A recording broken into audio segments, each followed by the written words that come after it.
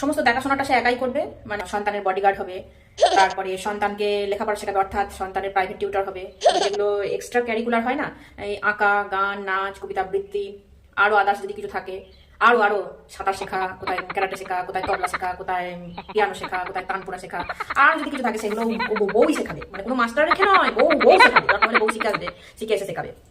এগুলো তো করবেই। বাড়ির বাড়ির মানে যেগুলো কাজের মেয়েদের কাজ, যেমন ঘর ঝাড় দেওয়া, ঘর মোছা, ঘর বাগানো, কাপড় কাচা, বাসন ধোয়া, এগুলো তো করবেই। তার সাথে কুটনো কাটা, বাটনা বাটা, রান্না করা, মানে সমস্ত কিছু সমস্ত কিছু। তারপরে খাবার সময় সবাইকে 10 বার করে ডেকে ডেকে এনে খাবার টেবিলে বসানো, সবটুকুই বউ একাই করবে। এছাড়া বউ একবারও বাপের বাড়ি যাবার নাম করবে না, কোনোদিন কোনোদিন বউ বলবে না যে বাপের বাড়ি যাবো বা কোথাও যাবো বেড়াতে, একদমই করবে না। স্বামী যখন ভালো বুঝবে, যখন মন যাবে, যখন দয়া করে বউকে একবার বাপের বাড়ি নিয়ে যাবে, তখন গেলে ঠিক আছে, ভালো, তাহলে ভালো, বউ খুব ভালো।